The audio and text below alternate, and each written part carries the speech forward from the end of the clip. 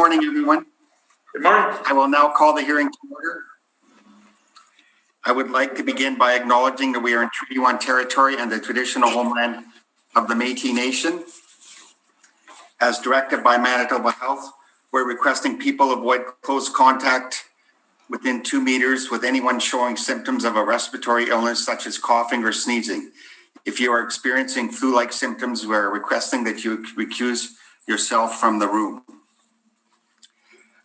Please note regarding applicants sitting and are going to be joining us by Zoom. When you join the meeting via Zoom, all participants will be in the waiting room and your microphone will be muted until the host lets you in the room. You can watch the hearing live via the city's Board of Revision YouTube channel. When called upon, you will be allowed from the waiting room and permitted to speak with respect to your property. Once you have been heard, you can continue to watch the hearing live via the city's Board of Revision YouTube channel. If any participants are currently watching the live meeting on YouTube, please mute your audio player now. This morning, excuse me, my name is Robert Hutchings. I'll be chairing the hearing this morning. I'm joined by panel members, Mr. Bill Moretsky and Mr. Doug Marks. The assessor representing the City of Winnipeg Assessment and Taxation Department is Mr. Kupfer, and our recording secretary today is Ms. Rojo.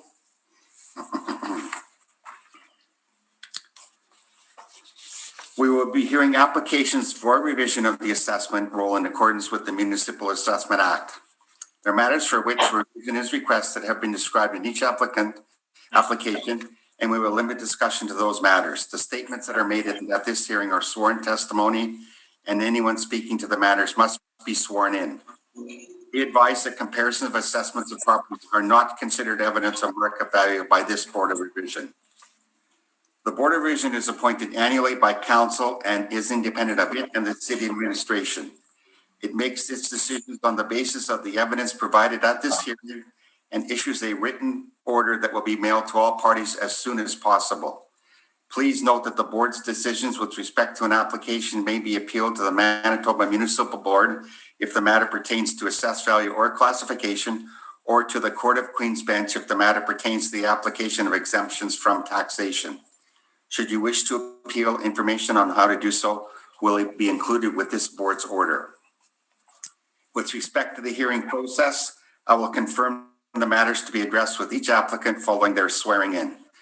We will then first have the assessor's testimony, followed by questioning by the applicant on the evidence presented by the assessor, and then the board, the panel, again question the assessor if they wish on the evidence presented. Then the appellant will present their evidence and be cross-examined first by the assessor and then the panel again. Each side will have an opportunity to summarize if they wish. Once all the evidence about an application has been brought forward, the applicant may leave. The process will repeat for each item on the docket today. The session will close after all the applications have been heard, and the board will deliberate in private and make its decisions based on the evidence presented at this hearing today. You will receive the order by registered mail as soon as possible. As information, all public hearings are live streamed, recorded, and will be part of the public record. Okay. First item on the docket today is going to be file number 1, 200 Skyline Drive, unit number 21.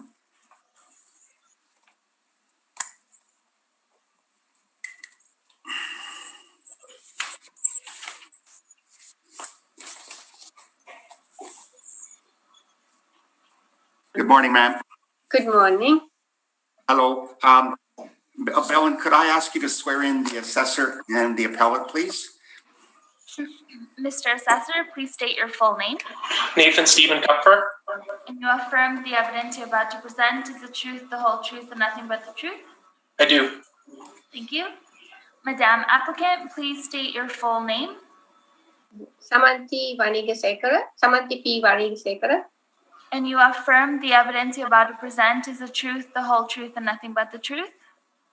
Yes. Thank you.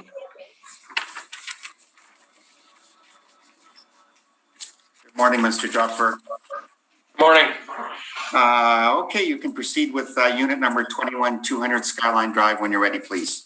Okay, roll number 0309-300-6970. This is unit number 21200 Skyline Drive.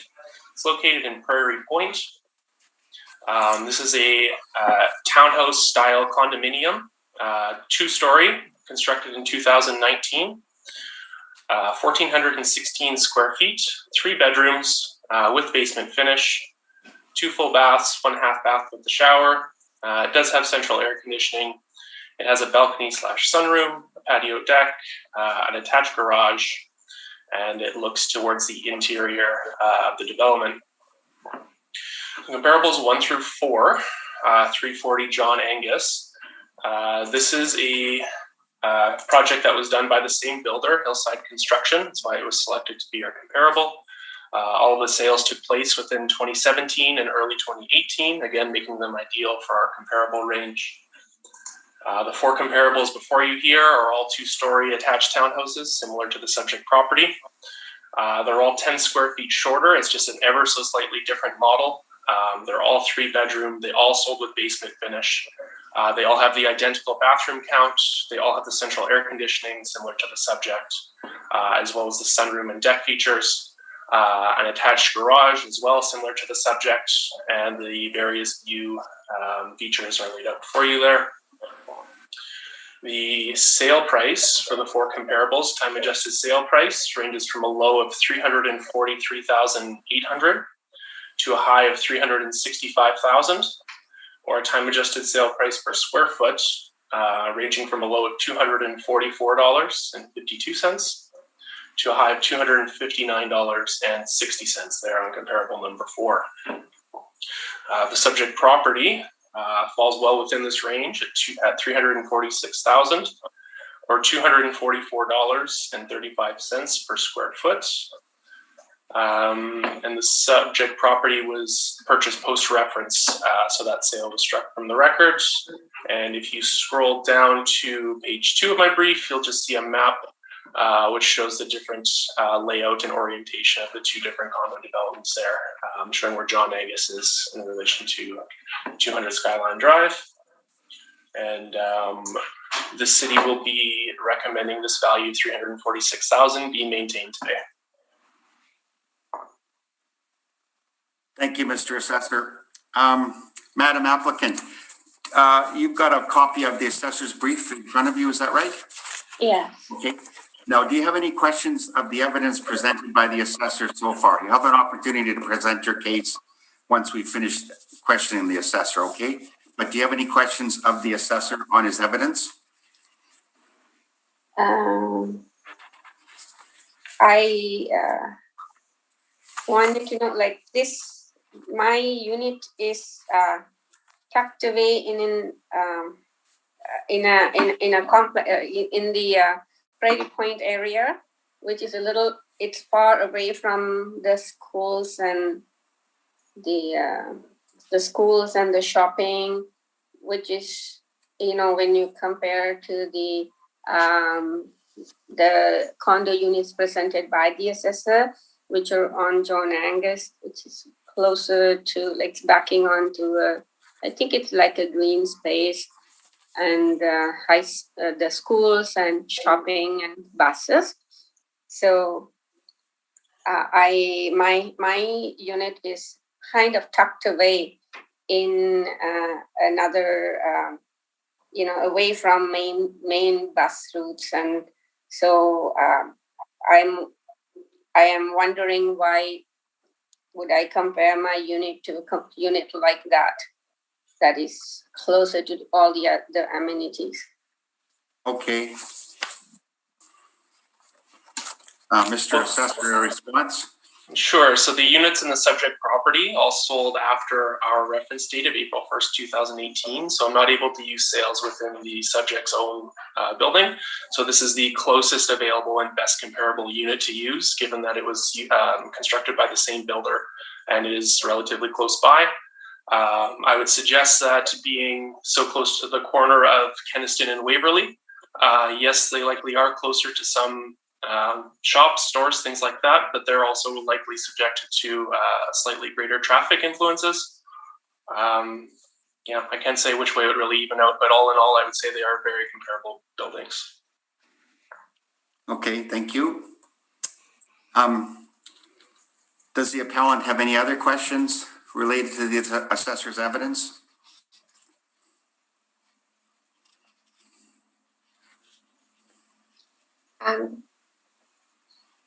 I would like to present my. Okay. my You have the opportunity right away. I'm going to ask the panel if they have any questions of the assessor.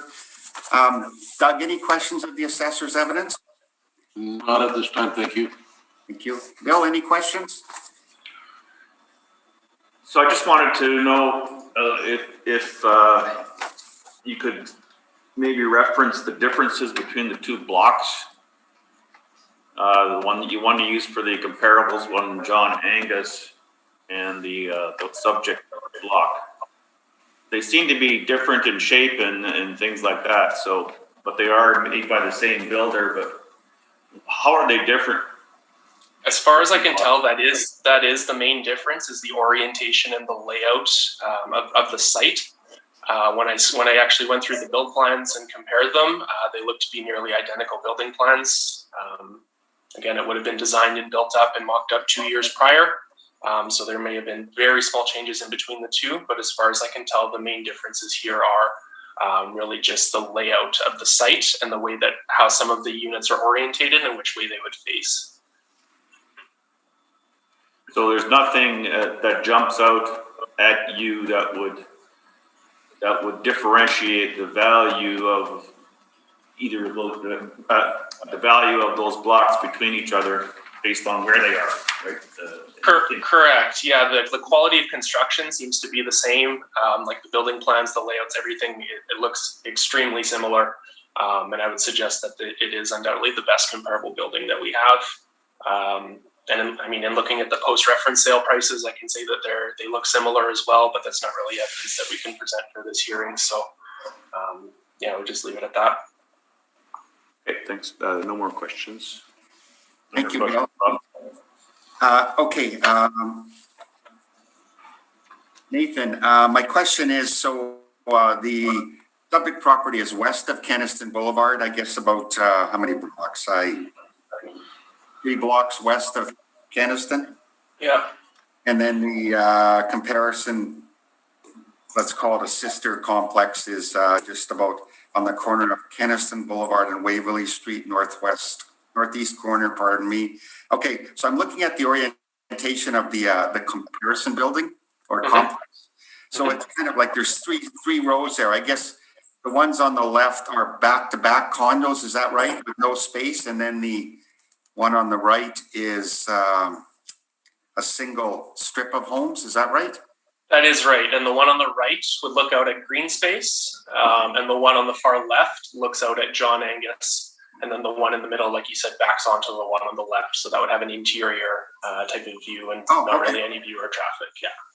Yeah. Yeah, okay. And the subject property, I'm looking here, kind of like the subject is in the single row with a double building sort of in, I'll call it the courtyard of the complex. Yeah, it's the end unit, I believe, of an 8-unit row house there, and it faces the interior up the front there. So it'd be looking out at another unit across the street there. Okay, and where is the parking for this complex? Would it be outdoor, indoor, or are there inset garages? Is that right? They're inset garages, like built-in garages for these single garages. Okay. Yeah, built-in singles. Okay. So it's basically the same, it is the same builder that built both complexes? Yes, so Hillside Construction, yeah. Yeah, so we're comparing probably the same quality construction, same design, I guess. Looks a little bit bigger, but not much, 10 square feet or something. Yeah, the main difference here, I would be using units from 200 Skyline, but they all sold obviously later in 2018, 2019 after our reference date. Post-reference, right? Yeah. That's right, yeah. Okay. All right, that's my only, no, I guess my question would be, so the complex would be landscaped and everything. Have you visited the property, or are you familiar with this complex? I haven't had a chance to do an in-person inspection for the complex, no. Fair enough. Okay. All right. Okay, that's my only questions. Okay. Okay, so thank you, Mr. Assessor. Now, the appellant, just bear with me 1 second. I'm going to pull up your evidence, okay? Then we'll get started in a couple of minutes.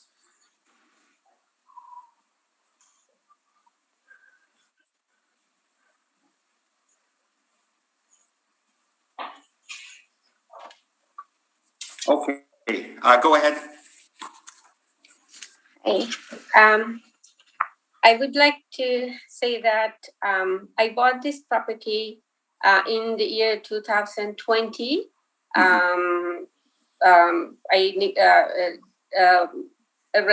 Went and saw the property around the May, and then I purchased it in September.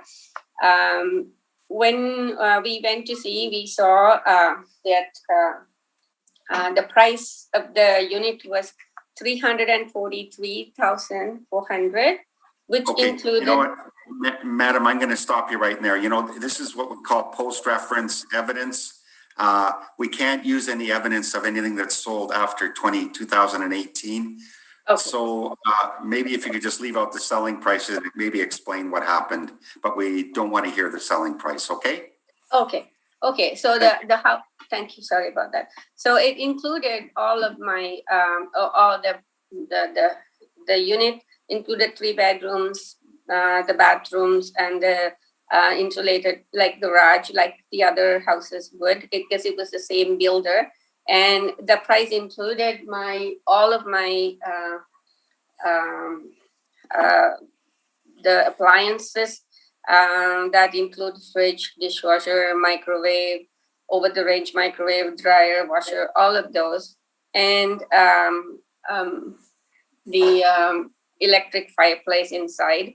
All of them were included. I got this to a price which is much less than the price that was assessed at this time, based on the 2 years ago value. And I'm at the end of the 8 condo rows. The last unit of the row of 8 condos, and in the right next to my wall, I have a hydro box, a telephone box, and 8 air conditioners, and then 8 hydrometers also placed. And if you look at the picture, look at the map, I mean that the unit, the end unit of that 8 row of condos, and it does look like there's quite a bit of space in here, but when you look at from my patio end to the fence, it's about 10 feet or even maybe less than 10 feet. And then then there will be another housing unit on the other side. There will be houses being built. So, and when you look at, there is only parking spot for, the garage at the park in the front. There's not much of visitor parking in this area. So, also, I am worried that, if this is, the price is based on 2 years before, but if I were to buy this house 2 years ago from the same builder, because I think it will be, compared to, like I was comparing it to some houses, that was sold in that time. Like there are 3-bedroom row condo units in the neighborhood, like same neighborhood that the John Angus Valley, and also the one I checked on the Lee Boulevard. They were going around 301, 284, 305, 308. So I was thinking that my house was a bit more pricierly assessed at this time. So I I consider that I have paid this to buy this year, even at a much, the value that I was assessed 2018 price, the value my unit was assessed is less than the value I pay in 2020. So I think if I were to buy this property around that time, I should also be able to buy it around 300 to 305. I also want to say that, I bought this property because I'm a single mother. I support two students full time, and then I wanted to make sure that I'm able to make my taxes payments. And when I did it for my budget, I was assuming this would be the value. So when I calculated the property taxes and everything, which would be based on the value that will be assessed. I assessed at the value, comparing the houses that would be sold around that time. So I think that if it gets really highly priced, then it'll be tough for me to stay in this house supporting my children. So I thought I would apply for the revision. Okay. Thank you. Mr. Assessor,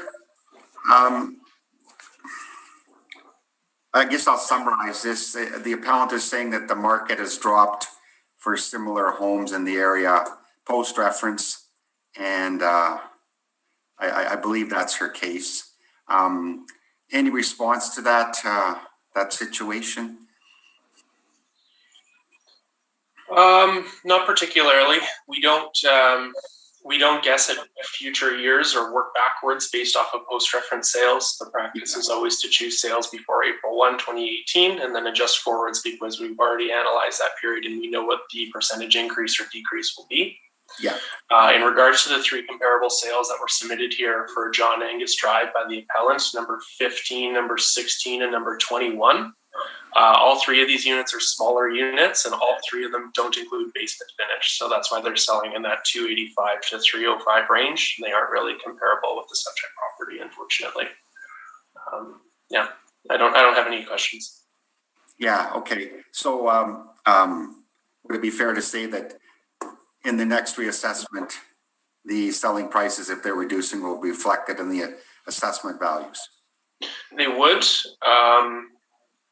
And I would say just generally speaking, townhouse style condos have fared better than apartment style condos, or at least it looks like it will over the next few years. We don't have any hard numbers yet. Okay. That's about it. Okay. And you have no questions of the appellant? I don't know. Okay. Mr. Marks, any questions of the appellant? Yes, just one.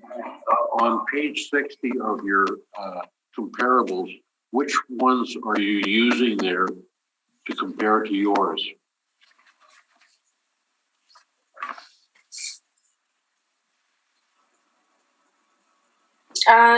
In page 60, 1355, 211, 1355 Lee Boulevard. Okay. And this is all like I was comparing when I compared these when I went to buy, and I wanted a place with 3 bedrooms and a garage because I wanted my kids to be safer. So so I compared it to the row housings with the row condos with a garage and 3 bedrooms, and so this is what I found, and it was sold for $299, and then the adjusted value for the time being $308. So I was looking for 3 bedroom, 3 bathroom, 302. That's what I was comparing, and I think that's it's hard for me to find the square footage. But this house, the square footage was high. It's like 1,400. It's higher than I think it's more, 1465 or something like that. If you, I was trying to find the exact later, but somehow the property assessment sheet is not allowing me to get the exact, like on the document that's available on the internet. But I know for sure it was around, like when I was checking earlier, it was around 1450 or something like that. Okay, thank you very much. That's higher than my house's value at that time. Okay, thank you. No further questions, Robert. Thanks, Doug. Bill, any questions of the appellant? No questions. Okay, thank you. I have a couple of questions. When you purchased the property, did it come with basement finish, or did you pay extra for the basement finish to be installed? I paid the value I bought, like their base value was 300. To give you. No, that's okay. I'm just wondering if you. Yeah, their base value was 321,900, and I paid 16,400 for the basement. Okay. So that with my appliance package, it came to 343 in this last year, 2020. And Mr. Marks had asked you a question about the comparisons you used. Did they include basement finish? That house is like, it's 3 floors. So main floor is a garage and a storage room, and the other 2 floors, the top floor has 2 large bedrooms, and then the main floor had a bedroom and a living area. So it's 3 levels. It's not 2 levels. Okay, so your property is the main floor is an inset garage and some living space, and then living room upstairs plus a full basement underneath. Yeah, I asked them to make the basement because this, yeah. Okay, and my second question is, you made reference to your location that in your side yard, I guess I'll call it the south side of your house or south side of your house. There's 8 air conditioning units and the hydro. Is that right? I'm sorry, it's 4 air conditioning units, and then those hydrometers are all on the wall like this. It's in a little enclosed area on the other side of my wall. On the back side? Yeah, like adjacent, like my wall, my side wall, which I'm pointing now on the other side of the wall.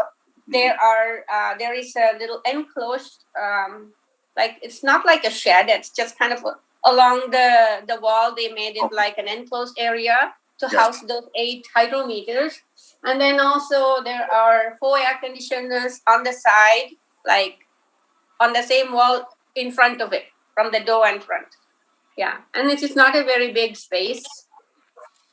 So this is in the rear of your property or the side of your property? That's on the side of my property. In the rear of my property is a fence. Actually, if you look from the behind, when I go out, the telephone post, the telephone box, and then an access to sewer, it's right on along that same kind of length along my wall. So one of those air conditioning units is yours. Would that be correct? Yeah. And the other so 3 it's belong an 8 row of 8 condos. So there are 4 on my side and 4 on the other end. Okay, yeah. Now, were those units and that hydro there when you bought the property? You were aware they were there? Yeah. They were there, okay. Yeah. Oh, yeah, okay. Okay. Anything else you'd like to tell us? I think you've presented a case of why the assessment you believe is wrong, but what you haven't told us is what value you think the property should be assessed at. If you're saying the assessment is wrong, you haven't given us a revised value or request for value. Like when I compared this to the other places I cited in my letter, they're priced around 301, 284. The one that was even more than my house, 1465, or around there, 1450. It was sold for 308,300 with the age adjusted, time adjusted value, which is 308. This is the one on 211-1355 Lee Boulevard. This is also a brand new condo unit. So, and the other ones on the John Angus, the ones that was sold, the ones, they were sold from 3019 to 305. There was one that the cheaper ones went for around 284,500. Mhm. The 16, what and then what year was this? this was 2018 values. Okay, but do they have basement finish? That I don't know. I don't have. I didn't have a way to find out those. But the in the assessor's report, the 3 of these places, they are backing onto this green open space with a lake and all, whereas there's a lot of room in there, but I guess it is the number 63, 57, and number 4. It says number 4 on the map. They're backing onto a nice lake, so those prices will be higher. It's more attractive. Okay. So you're so what number are you asking that the assessment be revised to? I don't mind, even like, with the years. I don't mind now that the basement, if I think these houses was also, if my houses did not have a basement, or they're smaller, I would say 310. Okay. 3.5 to 310, I'm thinking. Okay. All right. Nathan, any requirement for summary at all? Just to reiterate again, that these units that are selling in the 3.5 to 3.10 range are only 1,290 square feet and don't include basement finish. So they're really not comparable to the subject property. Okay. Madam, any requirement for summary? I think you've stated your case of what you're asking for. Yeah. Okay. I just want to make sure that I'm able to live in this place. I looked at the amount of the houses, comparable houses being sold around that time, because the property taxes were not, assessed for these houses at that time. So I looked at, similar looking houses, and then I guess this would be around my, my affordability. So if it gets too high, then I probably won't be able to afford it. Okay. On an ongoing basis. Yeah. Thank you for appearing, and leave it with us. So that concludes unit number 21, 200 Skyline Drive. Thank you, ma'am. Thank you very much for everybody.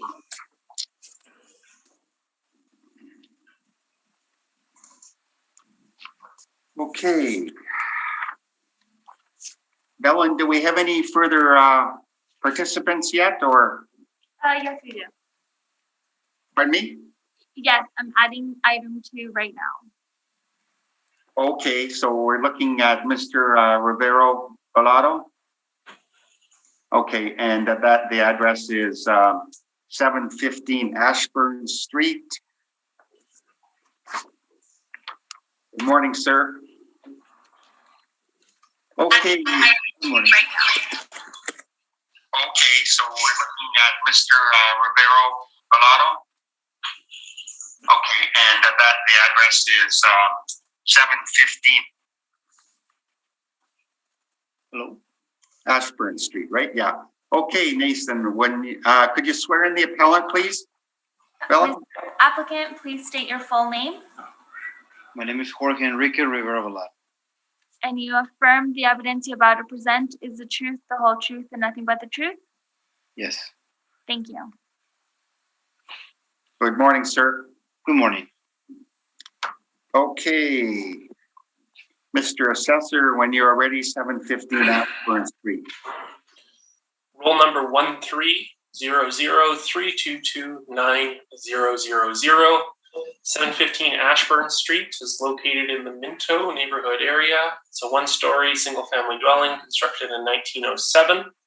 780 square feet with a partial basement, no basement finish, one full bathroom, no air conditioning, a detached single garage, and a lot that's just under 2,200 square feet. The four comparables I've presented today are all in the Minto neighborhood as well. They're all one-story single-family dwellings, constructed between 1904 and 1922 in that same area as the subject property. Square footage ranges from a low of 746 square feet to 835. The four comparables, or three comparables, have a full basement. Comparable 2 has a part area basement. Only comparable 3 has some basement finish. The others are all unfinished. All four comparables have only one bathroom, similar to the subject. All four comparables have no central air conditioning, similar to the subject. Comparables 1, 3, and 4 all have detached single garages, similar to the subject, while comparable number 2 has no garage at all. And the lot sizes are all between about 2,200 and 2,500, similar to the subject. Sale prices for our four comparables here range from a low of 153,500, the time adjusted sale price, to a high of 179,900. Or a time adjusted sale price per square foot ranging from a low of $193.77 to $228.30. The subject property was changed due to a post-reference sale. An adjustment was made, changing the assessment from $105,000 to the $154,000 that you see before you there on the form. And that 154,000 is the value that we'll be recommending today. Thank you. Thank you, Nathan. Does the appellant have any questions of the assessor's evidence presented so far? Yes, I have a couple. The first one is I would like to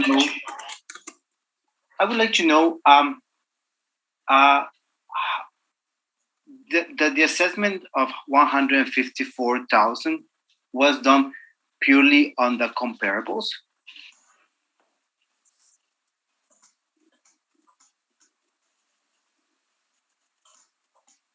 No, the adjustment that was made was done based on the sale and the sales listing primarily, and the changing characteristics of the home.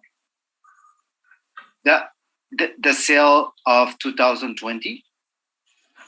The sale of your home of 715 Ashburn? Uh-huh. Yeah, so after a home sells, and typically when the sale price is outside of our assessment, so our assessment was only 105, we saw the sale price, which was considerably higher. That triggers a reassessment within our office. So we'll go over the sales listing, we'll look through the photos, we'll look at any permit information that's out, and then we'll make an adjustment based off of that information. All right. If I'm not wrong, the correction, just reading here the correction of the 2021 Realty Assessment Roll was done in January. Is that correct?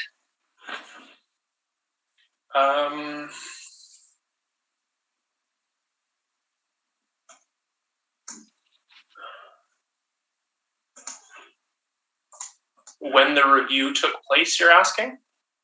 Yeah, when the correction was done. Yeah. I would say it was around that time. I'm seeing notes January, February 2021, around there. All right. That would be 10 months after this, 8 months after the sale. And at that time, according to the guidelines posted by the city of Winnipeg, because there was no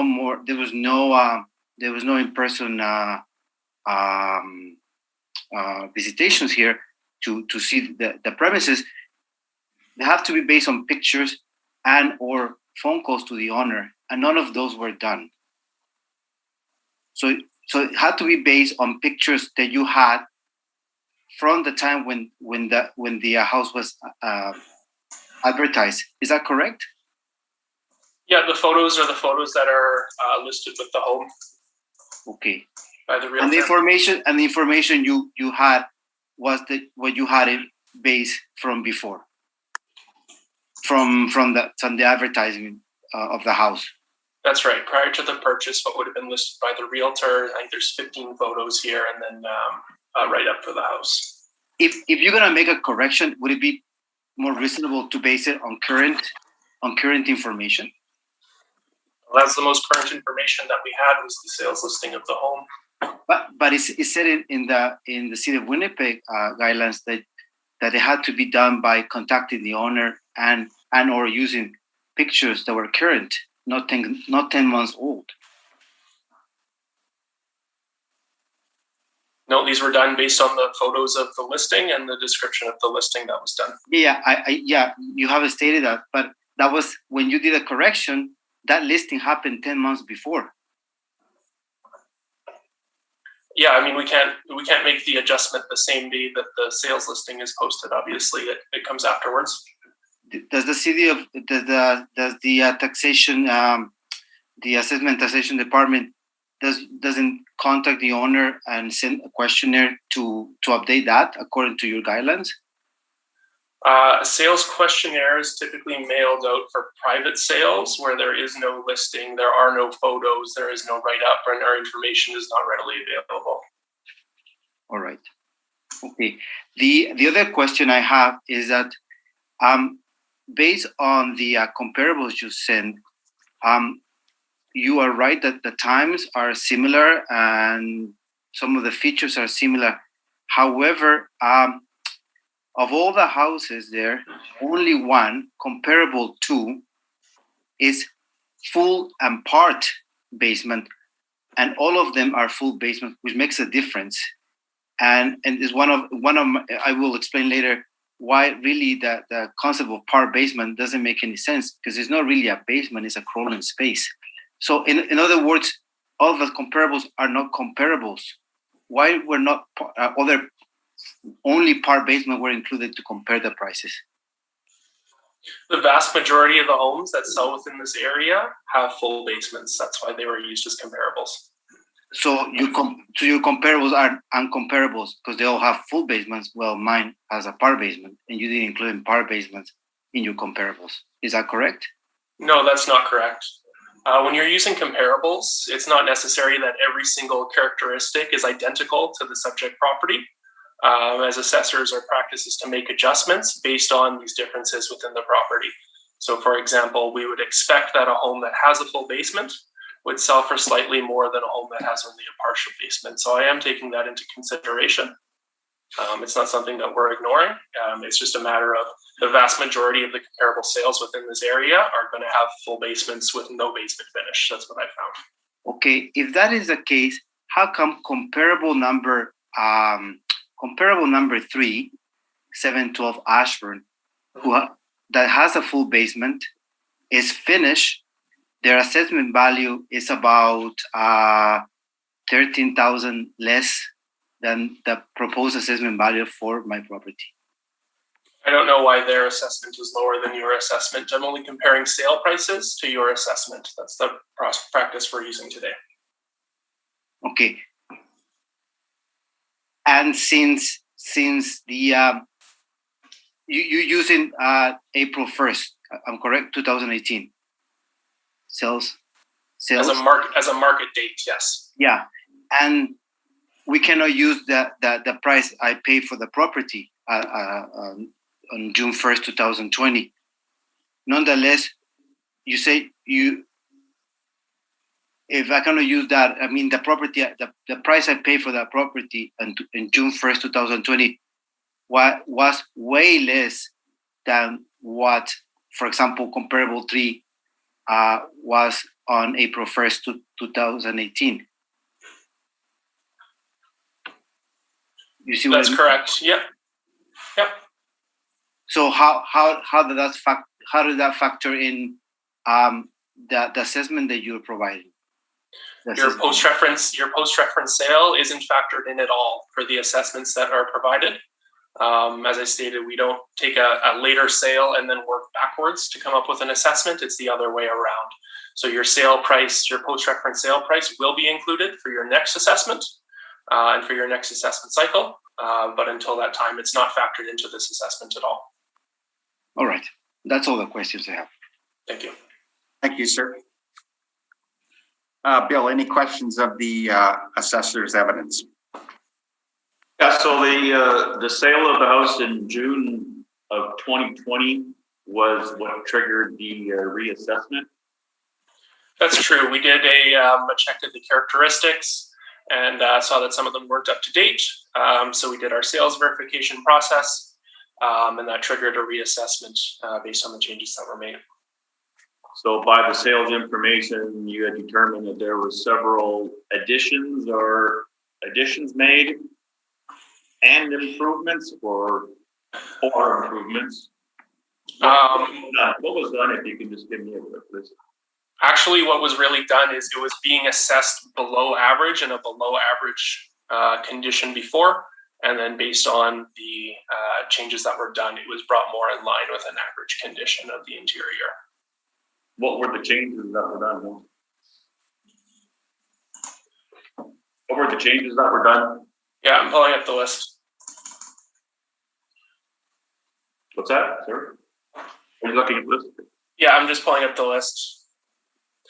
So the interior condition was changed from below average to average. As it appears, recent upgrades, flooring, insulation, windows, furnace, shingles, plumbing, and electrical permits. Added a 10x8 shed as well. Those were the changes. So the interior condition was changed from below average to average, and the shed was added.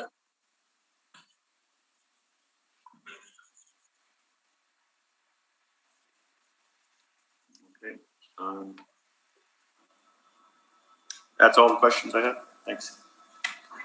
Thank you, Bill. Doug, any questions? My question's been answered. Thank you. Thank you. Okay, Nathan. So, so just to summarize, the previous assessment, 104,000 represented, we'll call it a fair condition of the house, and then somebody, I guess, renovated it and brought it up to average condition or possibly better than average. At that time, somebody did apply an age variant. Is that right? From 1907 to 1917 during the sales check? I don't see a note about the age variant specifically. What they do mention is that change in condition from below average to average. Yeah. The effective age, it's a small increase, right, from 07 to 17 that could have been done on an older sale. Okay, yeah, okay. Yeah. So it was basically the original assessment at 104,000 that the appellant is referring to reflected a condition, fair condition of the property. Somebody improved it and put major renovations into the property before listing it for sale. Is that they brought it up to a good livable standard and did some standard renovations to it so that it would be marketable. In fairness to the applicant, the post-reference sales price is, of course, lower than our current assessment, and I'm sure that's what triggered the appeal. Yeah. But yeah, this is where we're at based on the four comparables. And unfortunately, I don't have many that are primarily crawl space. Most of them have partial or full basements that are unfinished, kind of low ceiling like you'd expect for an early 1900s one story, mostly used for storage type of thing. Yeah, for the furnace and the hot water tank, I guess. Yeah. This comparable number 3 here, 712 Ashburn. That one unfortunately sold privately. So I don't have photos of that one. I couldn't even verify for sure that there was any real basement finish down there. But these are just the rough characteristics that we have from the last time the home would have been inspected and at some time. Okay. So we're dealing with a 2021 assessment, right? Yeah. So was this a supplementary assessment or just put into the 2021 roll? So it was a supplementary assessment made effective June 1st, 2020. So the sale, And what we're dealing with a 2021 appeal here, right? Yeah. yeah. So the sale, the sale was June 1st.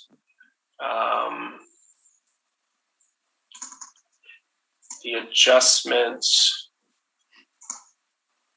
the adjustment was only for 2021, but the sale was June 1st, 2020. So the assessor decided not to go back into 2020 and just make the changes effective January 1st, 2021. Yeah. My last question is, do you have any notes on how much was spent on the renovation of the property?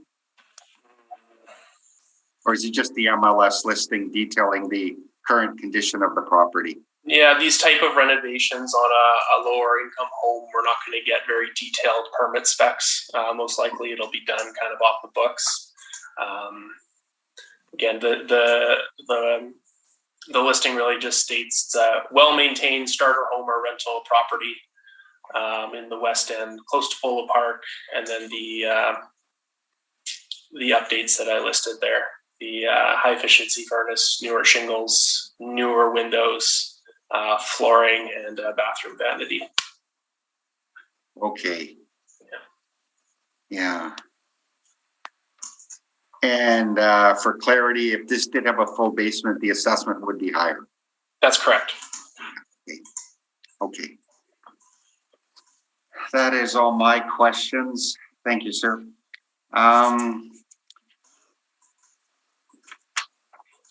Mr. Applicant, when you are ready, please proceed with your presentation. Thank you. I'm just gonna pull my file here. Sure. Well, first of all, I want to thank you for the opportunity of hearing this. So I have 3 points to make, and I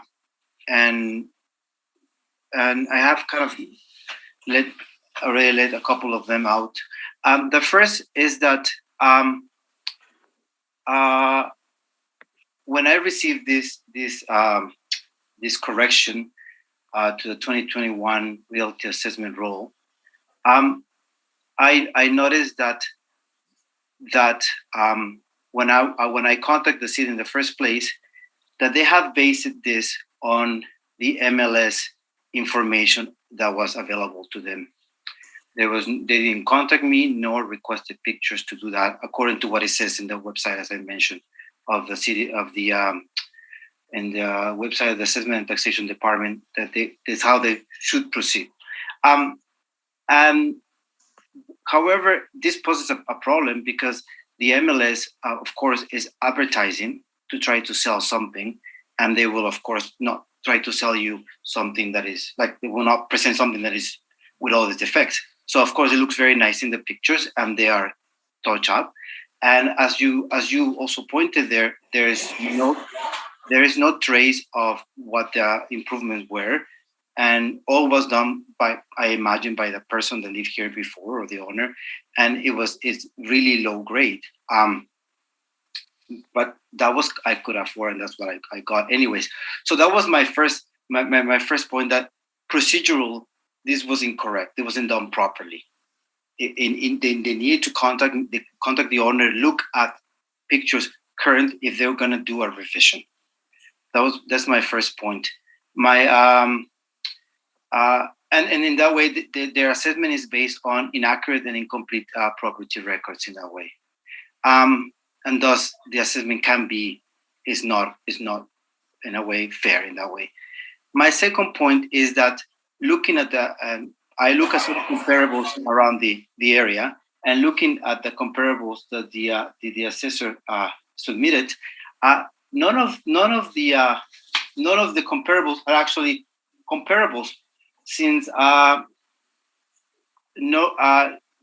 because the basement does make a big difference for many reasons. Is called part. The other houses have full basement, and this part basement creates a series of things. In the case of this house, we don't have proper air condition, like a furnace working, because we couldn't get anybody to crawl in the mud to pull it. So there's two parts of the house that they don't get. They don't have direct ventilation. There's two areas of the house because they cannot get up to there, the vents. We tried to change it, but there was nobody who would do that job. And so we just have to blow fans so the hot air comes in there. That creates problems with mold in the house, breakage, and of course, in winter, these two areas were not usable. So that creates an issue. I wasn't aware when I purchased a house that would be the consequences. But if you look at number 2 of my submission, for example, property across the street 712 Ashburn was assessed at $143,000, and it does have a basement, is full. The property is bigger land-wise, but nonetheless, the value is about 11,000 more. Less than what I have been assessed. And my property, land-wise, is smaller. We don't have a basement, and the characteristics are the same. And my third point is that precisely this basement, and I put some pictures. I don't know if you can see them in the attachment. Pictures of the basement, called power basement for the city, but it's really a crawling space. I measured some areas. At the entrance is 140. You can clear 140 centimeters, and all around is about 35 centimeters. And the basement is made of 2 cement walls, and half of it cement walls, and then it's like a dugout that have retaining mud walls. Like I said, this creates other issues. So I think for this purpose, the comparable should be houses that have no basement to be compared. That would be a closer and more fair comparison, instead of comparing to things that really don't compare, because a basement that does make a difference, especially when you have to have all these furnace and hot water tank, all that in there. That's all it fits. You cannot really store anything. So that's my point. Okay, thank you, sir.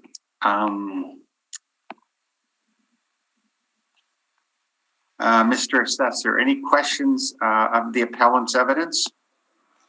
No, I don't think I have any questions. Thank you. Okay, thank you. Bill, any questions of the appellant? Yeah, sorry, could you repeat your second point again? You were comparing a house across the street or something? Yeah, you have an enclosed in the documents I sent. 712 Ashburn is similar in size, and 712 Ashburn is one of the comparables that the assessor submitted as well. Has a basement, is finished, and the land is assessed is larger. And nonetheless, the assessment value is about 11,000 lower than I have been proposed to be assessed for my property. So you're using assessed values then in your second point? No, I'm comparing the fact that there's 2 properties, like one, myself and across. They have my features are less land, no basement, and nonetheless, the set value result is different. So that discrepancy, therefore, my next thing is saying that my assessment has to be lower than that. So you're comparing assessed values here. Assessed values with the house across the street is what you're doing? Yes. Okay. Yes. That's all I need to know. Thanks. Thank you, Bill. Doug, any questions of the appellant? Yes, just one. On the comparable the assessor was using across the street from you, that place has a full basement? It does, and it's finished. Okay. And any idea what the height of the basement is in that particular home? Is like you can stand. If you are my size or a little bit taller, you can stand. I'm 171. Okay, thank you. That's all the questions. Thank you. Okay, sir. So regarding your part basement, we'll call it a part basement.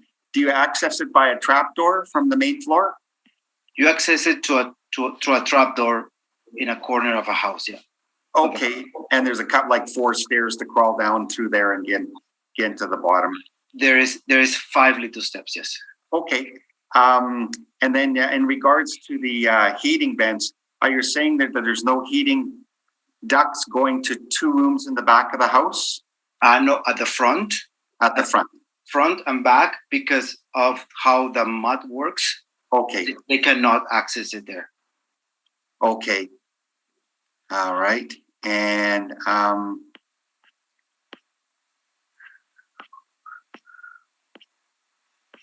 so we don't have access to your sale price yet. It'll be reflected in the next reassessment. My question to you is, what do you think the assessed value should be in the property's current condition? To remain as it is. No, sorry. So currently it's 154,000. Oh, sorry. To remain as it was, 105,000. You think it should be 105,000? Yes. In its current condition? Yes. We haven't changed anything except for paint. Okay. But the assessor stated the 104,000 was reflective of the rundown condition of the house. So obviously current condition is improved from that. If you look at houses in the Minton neighborhood that don't have a basement, their assessed value is actually lower. You can look at 772 Ashburn Street, similar to this house, no basement, and their assessed value is 95,000. Yeah, that's assessed value though, and unfortunately we can't compare with assessed values. And because I don't know how much it was sold for, I just can base it on that. Yeah, and it might not have sold, so there might not be a sale price on it. Okay, so you're asking us to revise it to $105,000. Yes. Okay. Taking in consideration that the renovations that were done, of which the city assessor is considering that they were upgrades. Sure, they were upgrades because I don't know how people could live here before. It would be probably condemned, but there are not of any quality and anything that I in the future I will have to keep because things have to be changed because nothing was done properly there's no. The assessor was saying there's no permits because there's no permits. Things were done without permits and they weren't properly done. Okay, so let's talk about the current condition of the house. The assessor stated, now this is from the MLS, obviously because of COVID, they weren't able to come out and inspect the house personally, that, okay, it says new windows. Are there new tri-pane, dual-pane windows put throughout the house now? The windows were installed in the house, newer windows in 2015, and and some of them don't work. You cannot open them. Okay, but have all the windows been installed? Yes, all the windows are. Yes. Okay, now are they tri-pane, dual-pane, casement, or sliding? What are they? They're dual pane. Dual pane, and are they casement like they crank open, or are they sliders up and down? They crank open. Crank yes. up. Okay, thank you. But there are 3 that you cannot open them. They're somehow the house has shifted. If you open, you were able to close them again. Okay. And the mechanisms are broken. Okay. Now the roof, the assessor stated that the roof had been reshingled. Is the roof newer? Half of the roof have been reshingled. The ones that faces the street have. The back part hasn't. They only did the front. Yeah. Oh, so any leakage in the house, or it's stable? They're no leakage yet. but eventually I will have to change the half of the roof in the back. Yeah, because Okay, it's also flat, so it will accumulate water. so is the house style, is it got, is it peaked roof or is it a flat roof slanted? It's kind of is a little, almost look like a little English cottage, but the back, I guess in 1907 it used to be a mudroom of sorts, and eventually was incorporated into the house. But Okay, it's flat, so or a slight decline. And, oh yeah, and that constitutes a third of the house, and that is not done. The Okay. shingles already rippling. all right. And is there a newer furnace, hot water tank? Was that done also? The furnace, yes, the furnace is from furnace. I have to keep information. Sorry. Oh. Actually, I don't have it here. I'm sorry. Yeah, they are newer, although because of how the basement works, the installation is very shaky. One thing I did not mention, that a betterment I realized, I put a sump pump, a proper sump pump, because in the brief time we had the house, it was flooded twice already. The basement. Like leakage into the basement? Yes, because it's mud. It just Yeah, okay. goes in. Oh, okay, But I cannot raise the water tank or the furnace because there's no way to raise it. yeah, No clearance. okay, great, They're above maybe 10 centimeters from the ground. okay. Now, what about, did they do kitchen cabinets or anything? Is that being improved or just painted? No, just painted. Yeah, okay. Okay.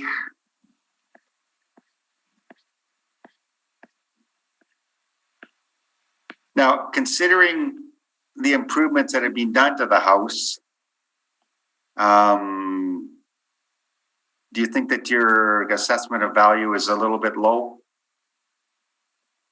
My assessment of the assessed value.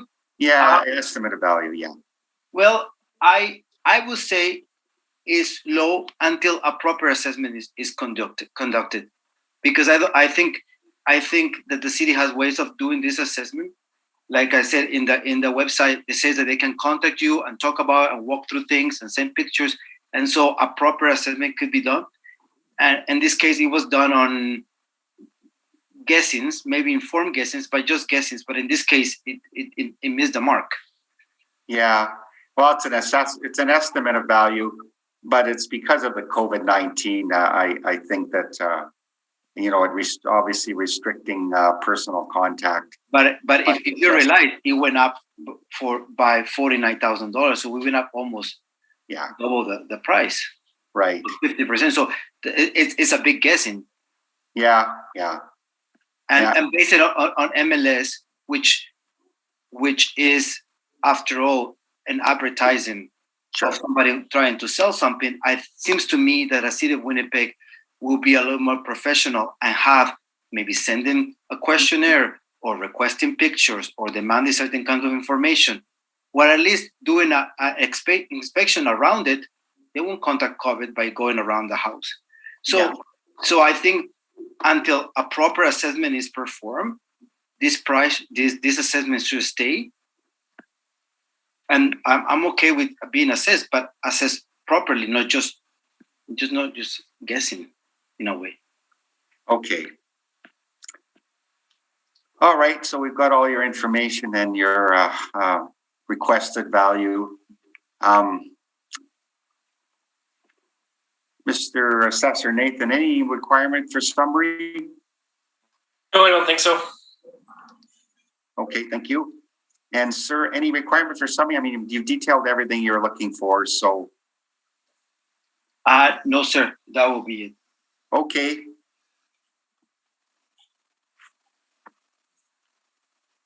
Okay.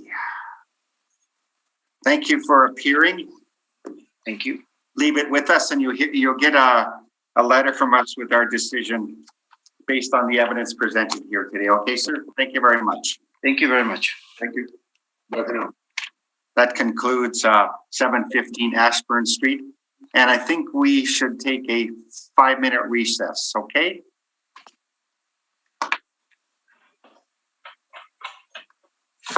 Okay.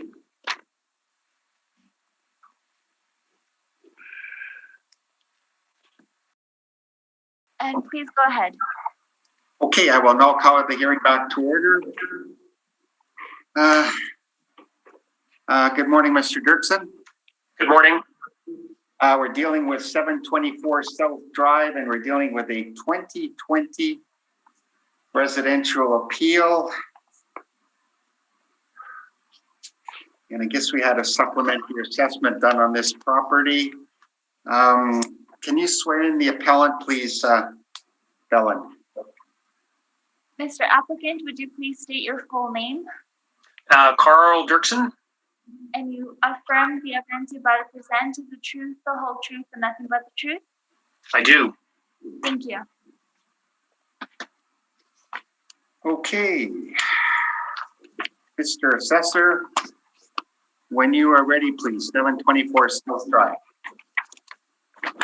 Roll number 03-08-104-2000, 724 South Drive.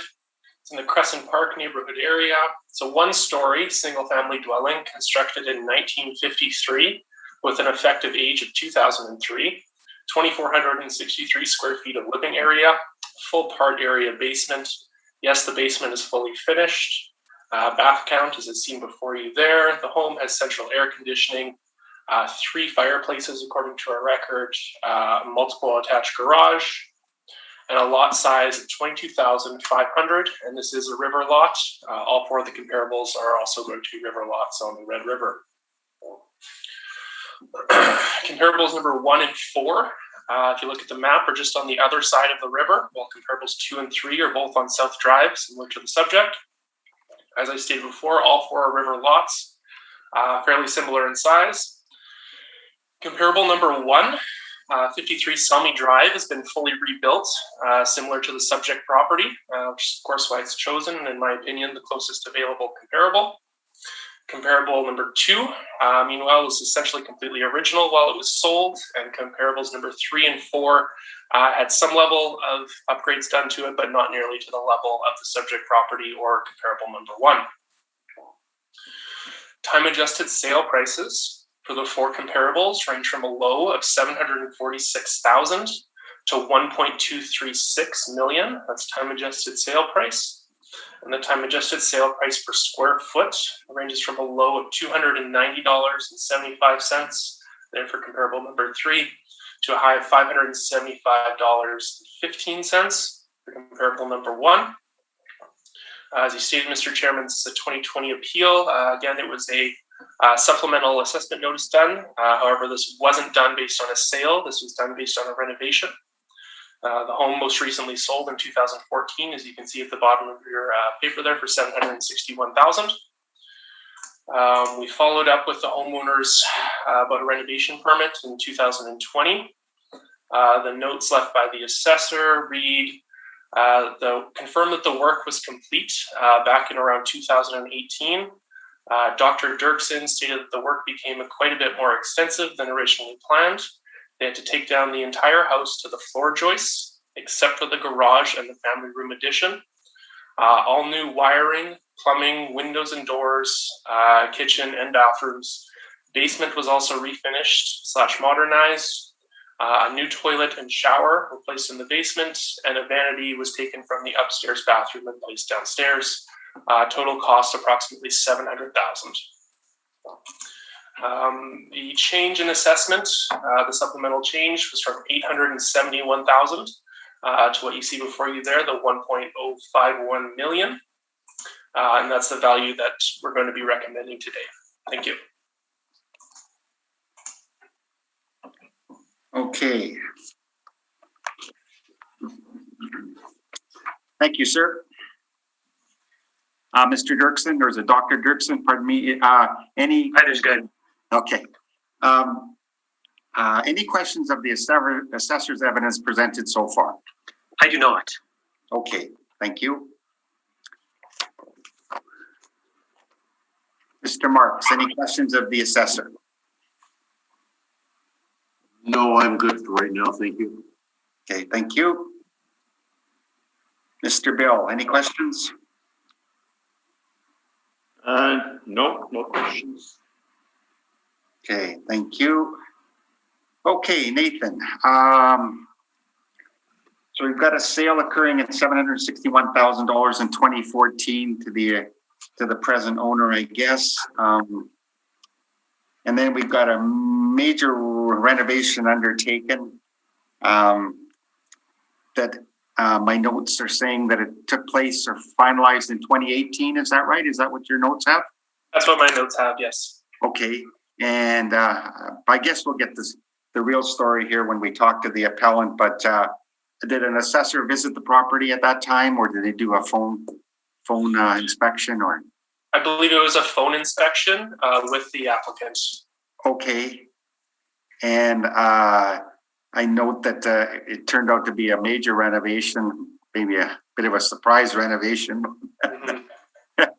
And it had to be, was it torn down to the floor joist and then rebuilt? Is that what your notes say? Yeah, at the end. Sorry.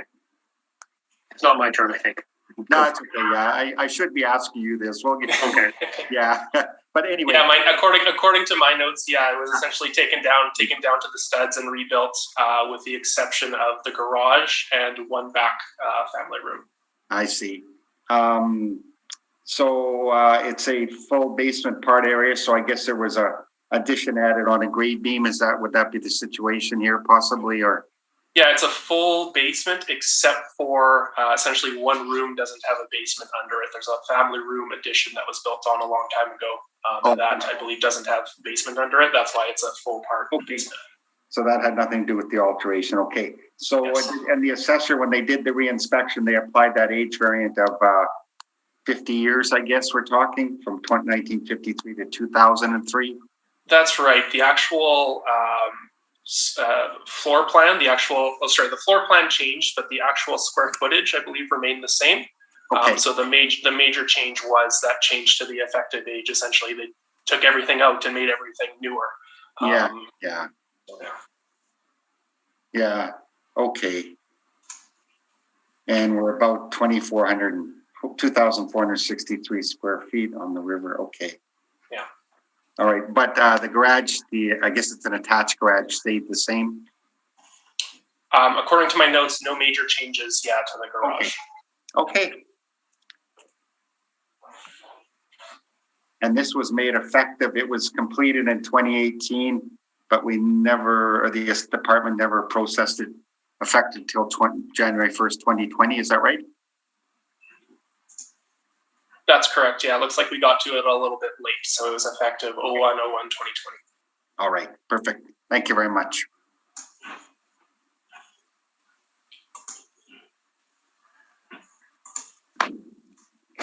Okay. Dr. Dirksen, when you're ready, if you just bear with me 1 second, I'm going to get up your paperwork that you submitted, okay?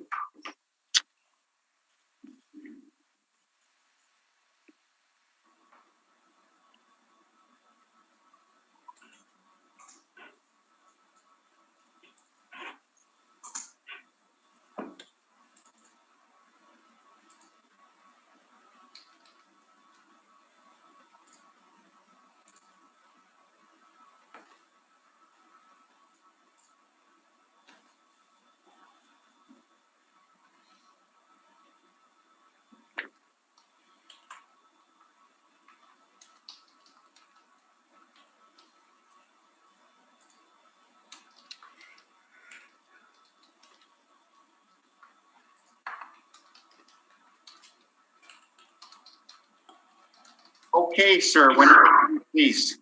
Okay, so we bought 724 South Drive in 2014, and at that time it was assessed at $750,000, which is about what we paid for it. And it is, as described, an early 50s 3-bedroom bungalow, and with approximately 1969 family room addition. He bought it from someone in his 90s. There hadn't been any renovations in decades, and certainly was in need, and that was our intent. Our intent was to renovate. From 2014 to 2016, we had some major other issues develop, and the flat roof over the addition, which had been repaired previously, was leaking. There was a carpenter ant infestation in the ceiling, which made that room actually not livable because little droppings kept falling on us, and we couldn't solve that with an exterminator. And we developed this sinkhole in the garage where the concrete started to collapse right by the chimney. So things were happening. We were developing some concerning cracks in the house too. An assessor visited us actually in that time period, and I don't know exactly when. And I think clearly we were losing some value here. To sell it in that time period would have been difficult with what was going on. The assessor was interested in our basement, which again was quote finished, but realistically it had like old paneling that had been done many years ago, a toilet that flushed, a shower that didn't work, and a bedroom again, which wasn't really livable space. And it was thought that we had done a renovation there, which we hadn't. And then the assessor was also interested in our backyard because he was under the impression that we had done some major landscaping back there and that there was a building there of value, and we hadn't done anything there either. And so I was there. I took time off to be there, and that was the agenda, and other issues weren't of interest. And I didn't push it, but clearly the value of our house was dropping. So by 2000 and the assessments didn't reflect that. It stayed around 750. So in March of 2016, we moved out, and that was supposed to be a 4 to 6 month renovation, where we were going to essentially got the interior, replace some windows on the riverside, and that was kind of it. And then when the ceiling was taken down, it was noted that the roof structure was not sound. Some of the framing, and this is a little disappointing from a 1950s house, was terrible. The header in front of the big 3 windows in the front of the house, and those windows were going to stay, was sitting on the windows, not extending beyond. And the windows were supporting the roof structure, and we couldn't leave that. So our contractor said, well, we can fix anything, but really the thing to do here is to take this down. So ultimately we went down to the decking, and that came off, and then the joists, it wasn't level. The joists were leveled, new deck was put on. The sinkhole in the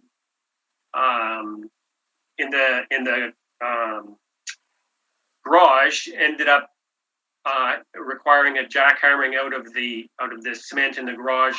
And the garage, by the way, is small. I mean, I parked my little Ford Ranger and a Jetta in there, and it fits, but it's pretty tight. So it's a small attached garage. But anyway, we had to do that too, and also as a consequence of that, the chimney and the fireplace, which was supposed to stay, all that had to come down as well. So we were left with, I guess, 3 walls of the family room and the garage. And I think I submitted some pictures of that. I don't know if you have those or not. So then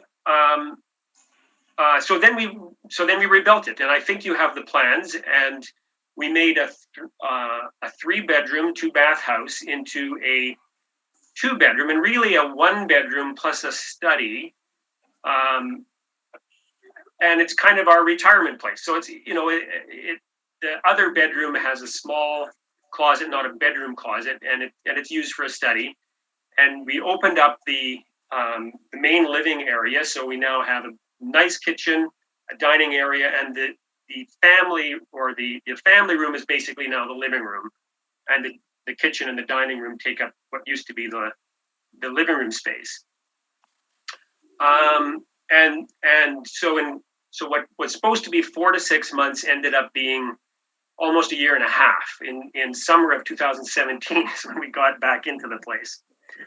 And so then and this is kind of the confusing part. So then in 2018, our assessment went up to $836,000. And so that seemed reasonable. We had done a renovation. We'd spent an awful lot of money tearing this thing down and then building it back up again.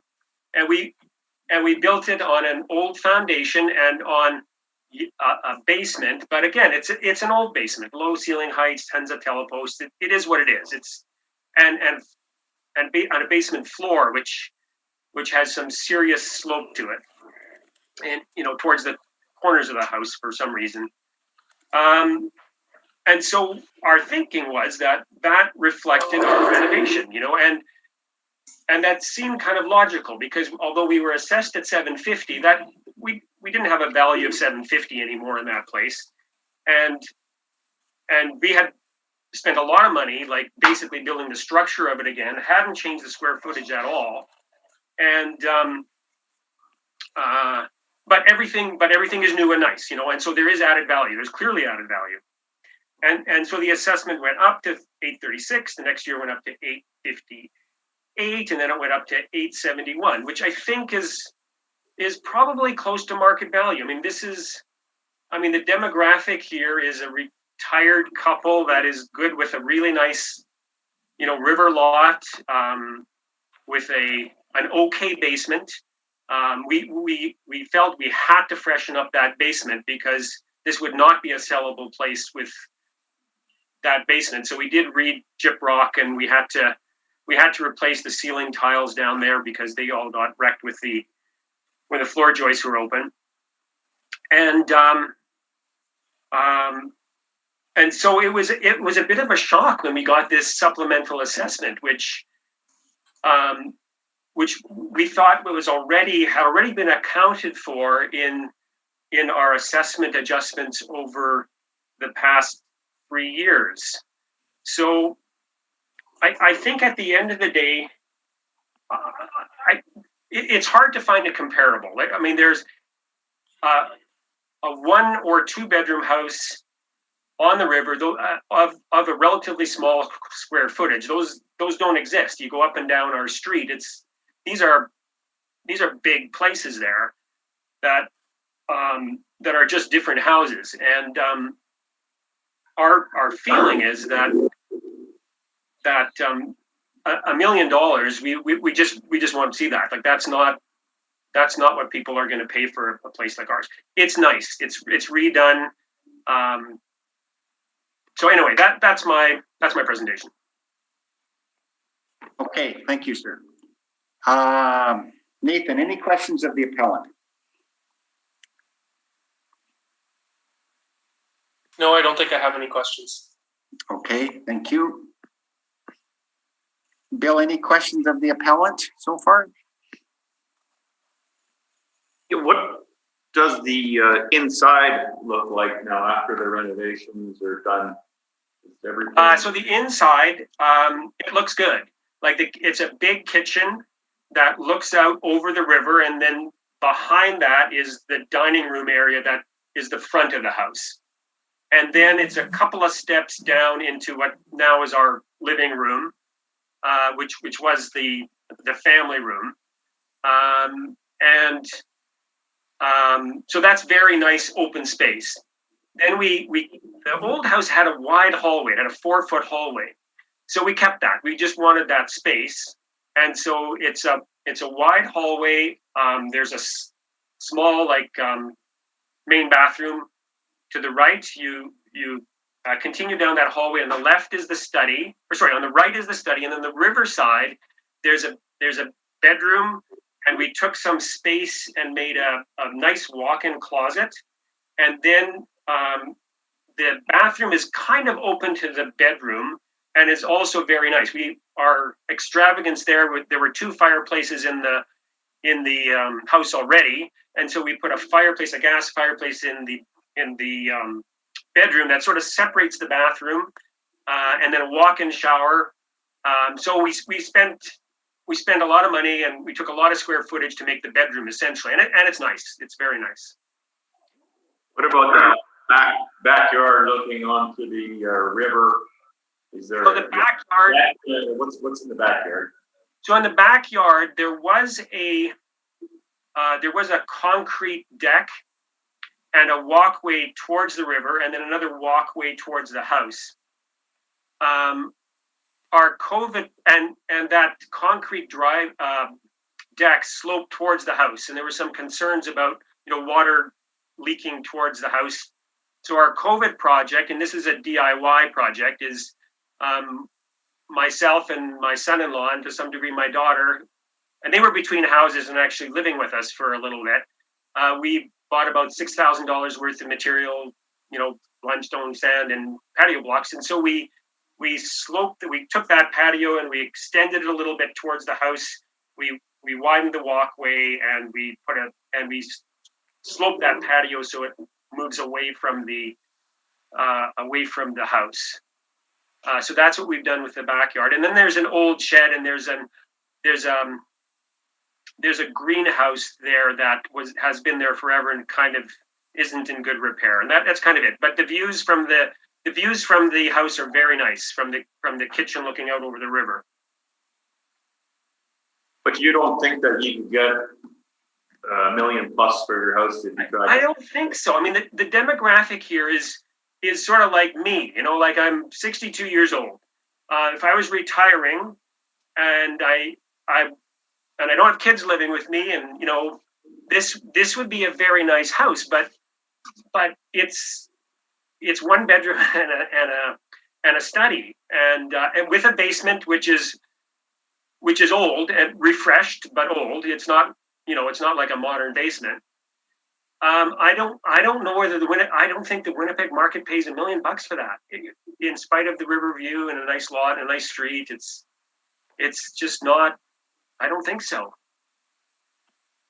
So just have 1 bedroom now? It's 1 bedroom and a study. So you call a study a bedroom. Let's call it a 2-bedroom.